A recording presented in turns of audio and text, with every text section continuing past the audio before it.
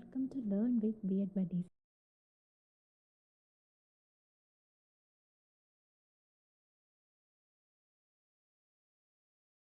Unit 1 ആയിട്ടുള്ള mile stones in Indian education എന്ന് പറയുന്ന ഒരു ചാപ്റ്ററിലെ ഇമ്പോർട്ടൻറ്റ് ടോപ്പിക്കായിട്ടുള്ള ബുദ്ധിസ്റ്റ് എഡ്യൂക്കേഷനെ കുറിച്ചിട്ടാണ്. അപ്പോൾ ആ ടോപ്പിക്കിലേക്ക് കടക്കുന്നതിന് മുൻപ് നിങ്ങൾ ഈ ചാനൽ ആദ്യമായാണ് കാണുന്നതെങ്കിൽ ഇപ്പോൾ തന്നെ സബ്സ്ക്രൈബ് ചെയ്യൂ. തുടർന്നുള്ള വീഡിയോസ് ലഭ്യമാകുന്നതിനായി ബെല്ലൈക്കൺ എനേബിൾ ചെയ്യുക. അപ്പോൾ ഇനി നമുക്ക് ടോപ്പിക്കിലേക്ക് കടക്കാം. ബുദ്ധിസം അല്ലെങ്കിൽ ബുദ്ധിസ്റ്റ് എഡ്യൂക്കേഷൻ എന്നൊക്കെ നമ്മൾ എന്താണ് ചെറിയ ക്ലാസ്സുകളിൽ കേട്ട് പരിചയമുള്ള വാക്കുകളാണ് അല്ലേ. അല്ലെങ്കിൽ തന്നെ നമ്മൾ പഠിച്ചിട്ടുള്ള ചെറിയ രീതിയിലൊക്കെ പഠിച്ചിട്ടുള്ള ഒരു ടോപ്പിക്കാണ്. ഇപ്പോൾ ബുദ്ധിസം എന്ന് പറഞ്ഞാൽ എന്താണ്? BC 6th സെഞ്ച്വറിയിൽ സിദ്ധാർത്ഥ ഗൗതമൻ അല്ലെങ്കിൽ ശ്രീബുദ്ധൻ സ്ഥാപിച്ചിട്ടുള്ള ലോകത്തിലെ തന്നെ 4ാമത്തെ വലിയ മതവും തത്വചിന്തയുമാണ് ബുദ്ധമതം എന്ന് പറയുന്നത്. അവരുടെ ലളിതമായ ജീവിത രീതിയിലൂടെയും അഷ്ടാംഗ മാർഗങ്ങളിലൂടെയും ദുഃഖവിമുക്തിയും അതുപോലെ തന്നെ നിർവ്വാണ അല്ലെങ്കിൽ മോക്ഷം നേടുക എന്നതുമായിരുന്നു ഇവരുടെ പ്രധാന ലക്ഷ്യം. അപ്പം ബുദ്ധിസ്റ്റ് എഡ്യൂക്കേഷൻ എന്താണെന്ന് നോക്കാം. The Buddhist education system emerged around the 6th century BC as a distinct alternative to the Vedic system. വേദ കാലഘട്ടത്തിലെ വിദ്യാഭ്യാസ രീതികൾക്ക് ബദലായി ക്രിസ്തുവിന് മുൻപ് 6ാം നൂറ്റാണ്ടിലാണ് ബുദ്ധമത വിദ്യാഭ്യാസ സമ്പ്രദായം നിലവിൽ വരുന്നത്. Deeply rooted in the teachings of Gautam Buddha, its primary goal was the attainment of nirvana and the moral transformation of personality. Gautama ബുദ്ധൻ്റെ ടീച്ചിങ്സിനെ അടിസ്ഥാനമാക്കിയിട്ടുള്ള ഈ ഒരു രീതി മനുഷ്യൻ്റെ ധാർമ്മികമായ വളർച്ചയ്ക്കും നിർവ്വാണ അല്ലെങ്കിൽ മോക്ഷപ്രാപ്തിക്കുമായിട്ടാണ് മുൻഗണന നൽകിയിട്ടുള്ളത്. ഇനി നമുക്ക് ഈ ഒരു ബുദ്ധിസ്റ്റ് എഡ്യൂക്കേഷൻ്റെ കോർ ഫിലോസഫിക്കൽ ഫൗണ്ടേഷൻസ് എന്തൊക്കെയാണെന്ന് നോക്കാം. അതിൽ ആദ്യത്തെ പോയിന്റ് എന്ന് പറയുന്നത് ദ 4 നോബിൾ ട്രൂത്ത്സ് ആണ്, അല്ലെങ്കിൽ Arya സത്യങ്ങളാണ്. Life involves sufferings or dukkha. Suffering has a cause. It can be eradicated. Life എന്ന് പറയുന്നത് എന്താണ്? നമുക്ക് ദുഃഖത്തിൽ മുങ്ങിയ ജീവിതമൊക്കെ ആയിരിക്കും അല്ലേ. അങ്ങനെ ദുഃഖമുണ്ടാകുന്നതിന് കാരണം എന്താണ്? മനുഷ്യന് ദുഃഖമുണ്ടാകുന്നതിൻ്റെ കാരണം അവൻ്റെ ആഗ്രഹങ്ങളാണെന്നാണ് ബുദ്ധിസം അവകാശപ്പെടുന്നത്. അപ്പോൾ ആ ദുഃഖങ്ങളെ ഒഴിവാക്കണമെങ്കിൽ എന്ത് ചെയ്യണം? ആഗ്രഹങ്ങൾ ഇല്ലാതാകണം. അതാണ് ബുദ്ധിസം എപ്പോഴും പറയുന്ന ഒരു കാര്യം. അപ്പോൾ ദുഃഖങ്ങളെ ഒഴിവാക്കാനായിട്ട് 8-fold പാത്ത് ഫോളോ ചെയ്യുക എന്നാണ് ഇവർ പറയുന്നത്. And the way to eradicate it is the 8-fold path. Education is viewed as the ultimate tool to understand and overcome this suffering. ജീവിതത്തിലെ ദുഃഖങ്ങളിൽ നിന്ന് മോചനം നേടാനുള്ള മാർഗമായിട്ടാണ് വിദ്യാഭ്യാസത്തെ കണക്കാക്കപ്പെട്ടിരുന്നത്. ഇനി അടുത്ത പോയിന്റ് ദി 8-fold പാത്ത്, അഷ്ടാംഗിക മാർഗ. അപ്പോൾ അവ എന്താണെന്ന് നോക്കാം. Right vision, resolve, speech, action, livelihood, effort, mindfulness and concentration. ഇവയാണ് അഷ്ടാംഗിക മാർഗ അല്ലെങ്കിൽ 8-fold പാത്ത്സ് എന്ന് അറിയപ്പെടുന്നത്. Education aims to cultivate these virtues. ഈ അഷ്ടാംഗിക മാർഗങ്ങളിലൂടെ വ്യക്തികളിൽ ഉന്നതമായിട്ടുള്ള ഗുണങ്ങൾ വളർത്തിയെടുക്കുക എന്നതായിരുന്നു വിദ്യാഭ്യാസത്തിൻ്റെ പ്രധാനമായിട്ടുള്ള ലക്ഷ്യം. അടുത്ത പോയിന്റ് എന്ന് പറയുന്നത് റിജക്ഷൻ ഓഫ് ദി കാസ്റ്റ് സിസ്റ്റമാണ്. Unlike the Vedic system, Buddhist education democratized learning. It was open to all castes. വേദകാലഘട്ടത്തിലെ വിദ്യാഭ്യാസത്തിൽ നിന്ന് വ്യത്യസ്തമായിട്ട് ബുദ്ധമത വിദ്യാഭ്യാസം ജാതിമത ഭേദമന്യേ എല്ലാവർക്കും തുറന്നു കൊടുത്തു എന്നാണ് പറയുന്നത്. Emphasising equity and universal access. ഇതെന്താണ്?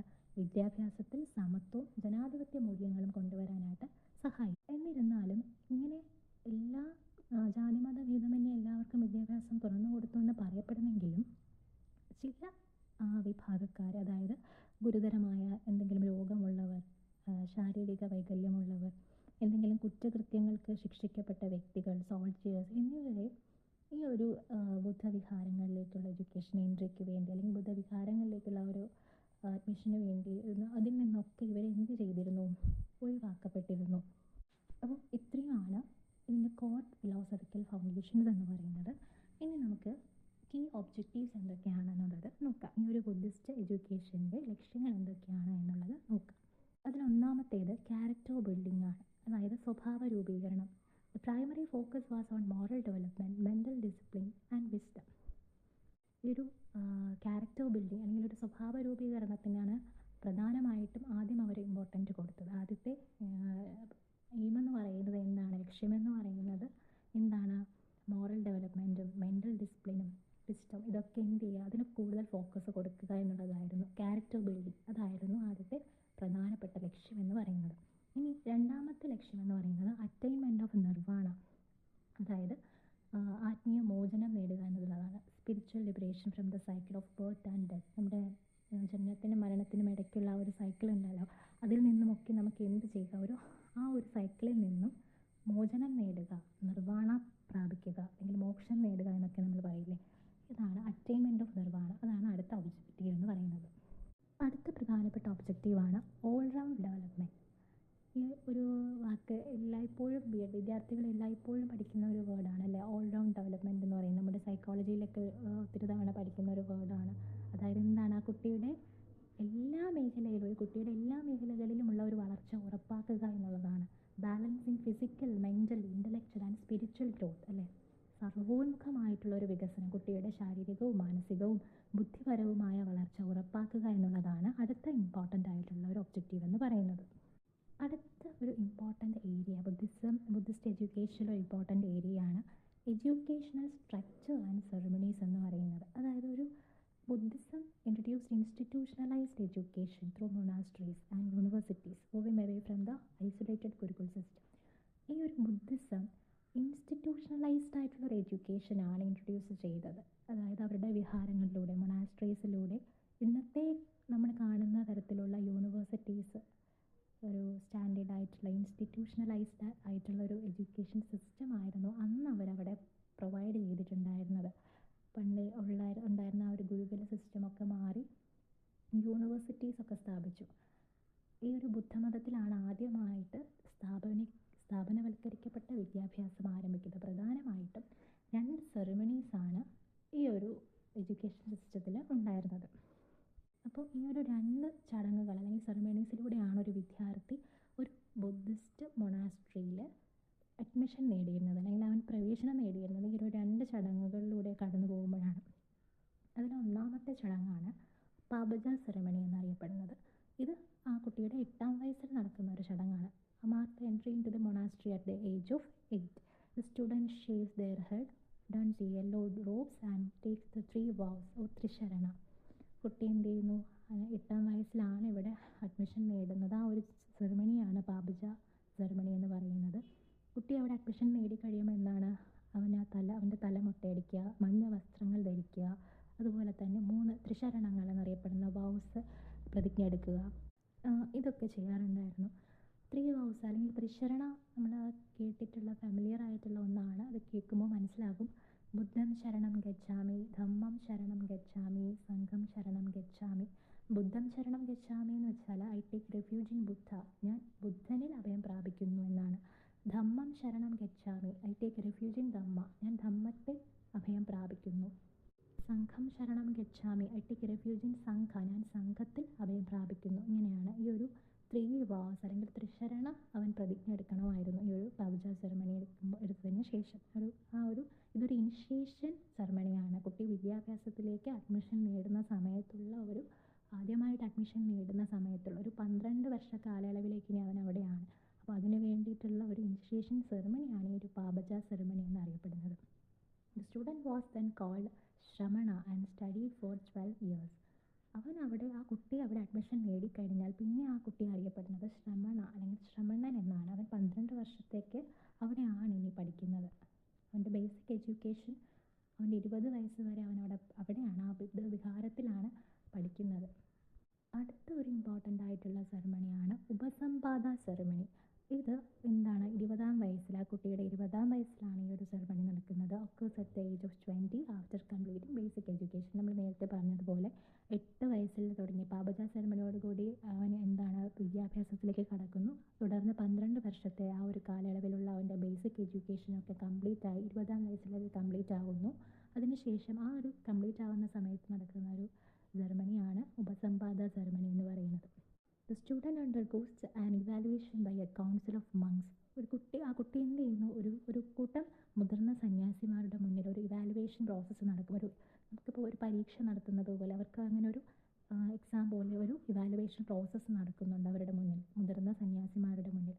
If approved they become a permanent monk or Bhikshu and enter higher education. അപ്പോൾ എന്താണ്, ആ ഒരു പരീക്ഷണം നടത്തി അതിൽ വിജയിക്കുന്നവർ, ആ സമിതിക്ക് മുന്നിൽ വിജയിക്കുന്നവർ സ്ഥിരമായിട്ടുള്ള ഒരു മങ്ക്, സന്യാസിയായി അല്ലെങ്കിൽ ഒരു ഭിക്ഷുവായിട്ട് മാറുകയും പിന്നെ അവൻ എന്ത് ചെയ്യുന്നു, ഹയർ സ്റ്റഡീസിലേക്ക് പോകാനായിട്ട് യോഗ്യത നേടുകയും ചെയ്യുന്നു. അതാണ് ഈ ഒരു ഉപസംപാദ സെറിമണിയിലൂടെ നടക്കുന്നത്. എഡ്യൂക്കേഷനിൽ നോക്കേണ്ട ഒരു ഏരിയയാണ് അവരുടെ curriculum and methods of teaching എന്താണെന്നുള്ളത്. അപ്പോൾ അവരുടെ കരിക്കുലം എന്ന് പറയുന്നത് ഒരു ബാലൻസ്ഡ് ആയിട്ടുള്ള both spiritual and worldly knowledge include ചെയ്തിട്ടുള്ള ഒരു കരിക്കുലം ആണുള്ളത്. ലൗകികമായിട്ടുള്ളതും ആത്മീയമായിട്ടുള്ള അറിവുകൾ രണ്ടും അവർക്ക് എന്ത് ചെയ്യുന്നുണ്ട്, ഈ ഒരു കരിക്കുലത്തിലൂടെ പ്രൊവൈഡ് ചെയ്യുന്നുണ്ട്. It included 3 Pitakas, Buddhist philosophy, astronomy, medicine, logic and grammar. അപ്പോൾ അവരുടെ കരിക്കുലത്തിൽ ത്രിപീഡകാസ് എന്ന് പറഞ്ഞാൽ കേട്ടിട്ടുണ്ടാവും നിങ്ങൾ. വിനയപീഠക, സുത്തപീഠക, അഭിധമ്മ പീഠക എന്ന് പറയുന്ന 3 പീഠക, അതാണ് ത്രിപീഠക എന്നറിയപ്പെടുന്നത്. അവയും അതുപോലെ തന്നെ Buddhist philosophy, astronomy, medicine, logic, grammar ഇതൊക്കെ അവരുടെ കരിക്കുലത്തിൽ ഇൻട്രൊഡ്യൂസ് ചെയ്തിട്ടുണ്ട്. ഇനി മെത്തേഡ്സ് നോക്കുകയാണെങ്കിൽ അവരുടെ ടീച്ചിങ് മെത്തേഡ്സ് എന്ന് പറയുന്നത് ഹൈലി ഇൻട്രാക്റ്റീവ് ആൻഡ് ഡെമോക്രാറ്റിക് ആണ്. കൂടുതലും ഇൻട്രാക്റ്റീവ് ആയിട്ടുള്ള ഒരു ടീച്ചിങ് മെത്തേഡായിരുന്നു അവർ യൂസ് ചെയ്തിരുന്നത്. It included verbal lectures, debates, group discussions and analytical reasoning. ഇതൊക്കെ അവരുടെ ഡിബേറ്റ്സ്, ഗ്രൂപ്പ് ചർച്ചകളും സംവാദങ്ങൾ, പ്രഭാഷണങ്ങളും എന്നിവയ്ക്കൊക്കെ അവരുടെ ഒരു ടീച്ചിങ് മെത്തേഡ്സിൽ ഉപയോഗിച്ചിരുന്നു. ഇവയ്ക്കൊക്കെ അവിടെ പ്രാധാന്യം ഉണ്ടായിരുന്നു. Vipassana was used for psychological discipline. ചിന്താശേഷി വളർത്താനായിട്ട് എന്ത് ചെയ്തു, വിപാസന പോലുള്ള ധ്യാന രീതികളും അവരെ ശീലിപ്പിച്ചിട്ടുണ്ട്.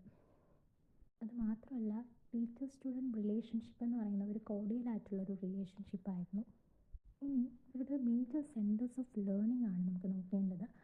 The Buddhist era gave birth to some of the world's earliest residential universities. നമ്മൾ മുൻപ് പറഞ്ഞായിരുന്നു എന്താണ്, ഒരു ഇൻസ്റ്റിറ്റ്യൂഷണലൈസ്ഡ് ആയിട്ടുള്ളൊരു എഡ്യൂക്കേഷനാണ് ബുദ്ധിസം പ്രൊവൈഡ് ചെയ്തത് എന്നുള്ളത്. ആ സമയത്ത് ബുദ്ധിസ്റ്റ് എറയിലാണ് വേൾഡിലെ തന്നെ ഏർലിയസ്റ്റ് ആയിട്ടുള്ള റെസിഡൻഷ്യൽ യൂണിവേഴ്സിറ്റീസ് ഇൻട്രൊഡ്യൂസ് ചെയ്യുന്നത്. അതായത് Nalanda university, famous for its vast library and logic studies. Then Takshashila, renowned for medicine and statecraft. Then Vikramshila. ഈ ഒരു കാലഘട്ടത്തിലാണ് ലോകത്തിലെ തന്നെ ആദ്യത്തെ റെസിഡൻഷ്യൽ സർവകലാശാലകളായിട്ടുള്ള ഈ പറഞ്ഞ നളന്ദ, തക്ഷശില, വിക്രംശില എന്നിവ ഇന്ത്യയിൽ ഉയർന്നു വരുന്നത്. ഇനി നമ്മൾ ലാസ്റ്റ് നോക്കേണ്ട ഒരു ഏരിയയാണ് മോഡേൺ റെലവൻസ് ടു എഡ്യൂക്കേഷൻ എന്ന് പറയുന്നത്.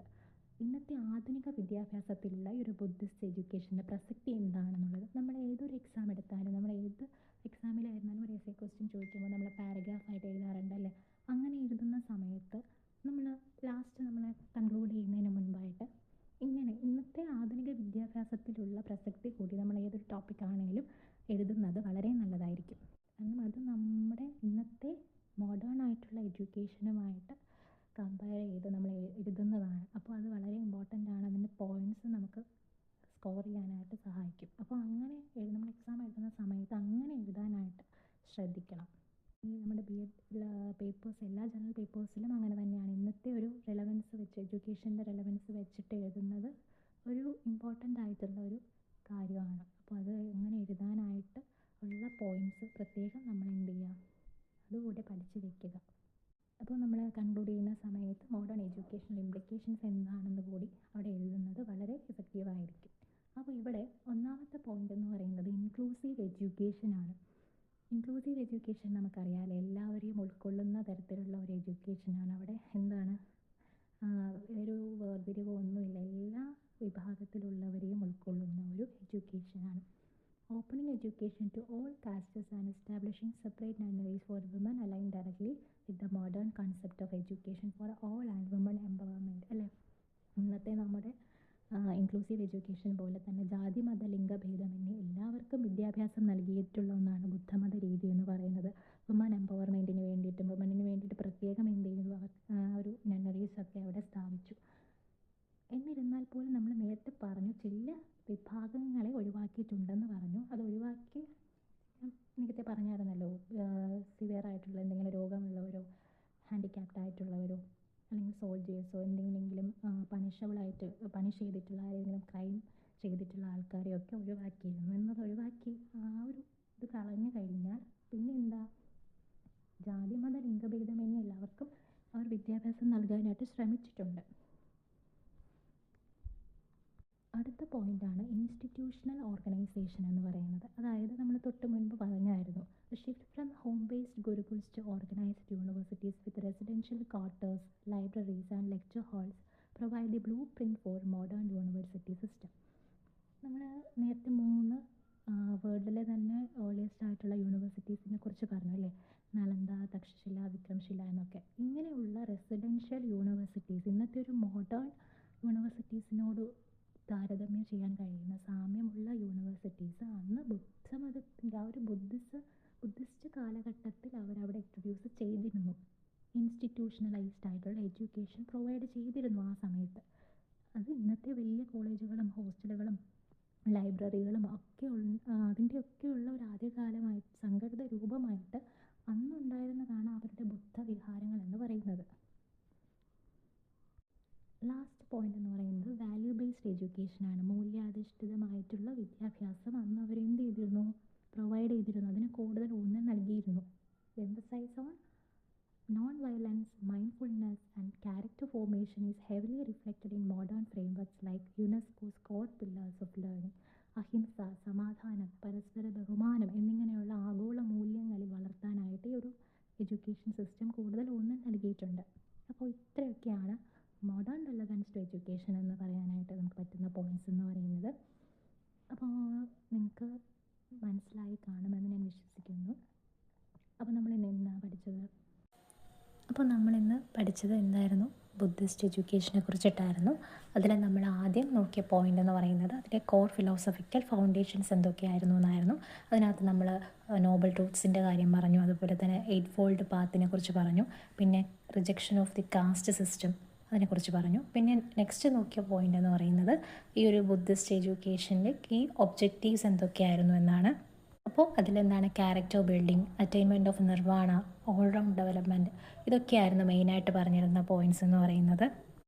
അത് കഴിഞ്ഞ് നമ്മൾ പറഞ്ഞത് മെയിനായിട്ടും എന്തായിരുന്നു, എഡ്യൂക്കേഷണൽ സ്ട്രക്ചർ ആൻഡ് സെറമണീസ് ആയിരുന്നു. ആ സമയത്തുണ്ടായിരുന്ന ആ ഒരു വിദ്യാഭ്യാസ ഘടന എങ്ങനെയൊക്കെയാണ്, അതുപോലെ തന്നെ എന്തൊക്കെ സെറമണീസ് ആയിരുന്നു ആ സമയത്ത് നടന്നിരുന്നത്. പാബജ സെറമണി, അതുപോലെ ഉപസംപാദ സെറമണി, ഇതിനെക്കുറിച്ചൊക്കെ നമ്മൾ ഡിസ്കസ് ചെയ്തു. അതിനുശേഷം നമ്മൾ curriculum and methods of teaching എന്തൊക്കെയാണെന്ന് പറഞ്ഞു. അവരുടെ കരിക്കുലം എങ്ങനെയായിരുന്നു, ഒരു ബാലൻസ്ഡ് ആയിട്ടുള്ള ഒരു സ്പിരിച്വലും വേർഡ്ലി ആയിട്ടുള്ള ഒരു ബാലൻസ്ഡ് കരിക്കുലം ആയിരുന്നു. അതുപോലെ തന്നെ മെത്തേഡ്സ് എന്തൊക്കെയാണെന്ന് നമ്മൾ പറഞ്ഞു. അതിനുശേഷം ആ ഒരു ടൈമിലുണ്ടായിരുന്ന മേജർ സെൻറ്റേഴ്സ് ഓഫ് ലേണിംഗ് ഏതൊക്കെയായിരുന്നു എന്നാണ് പറഞ്ഞത്. അതേതൊക്കെയായിരുന്നു? നളന്ദ യൂണിവേഴ്സിറ്റി, തക്ഷശില, പിന്നെ വിക്രംശില. ലാസ്റ്റ് നമ്മൾ പറഞ്ഞത് മോഡേൺ റെലവൻസ് ടു എഡ്യൂക്കേഷൻ ആയിരുന്നു. അപ്പോൾ ഇത്രയും പോയിൻറ്റ്സാണ് നമ്മൾ കൂടുതലും ഫോക്കസ് ചെയ്ത് പഠിക്കേണ്ടത്. ഇതിനെ ഇലാബറേറ്റ് ചെയ്ത് എഴുതിയാൽ നിങ്ങൾക്ക് നല്ല മാർക്ക് സ്കോർ ചെയ്യാനായിട്ട് സാധിക്കും. അപ്പോൾ നിങ്ങൾക്ക് എല്ലാവർക്കും മനസ്സിലായെന്ന് ഞാൻ വിശ്വസിക്കുന്നു. ഈ വീഡിയോ ഇഷ്ടമായെങ്കിൽ നിങ്ങൾ ലൈക്ക് ചെയ്യുക, ഷെയർ ചെയ്യുക, സബ്സ്ക്രൈബ് ചെയ്യുക.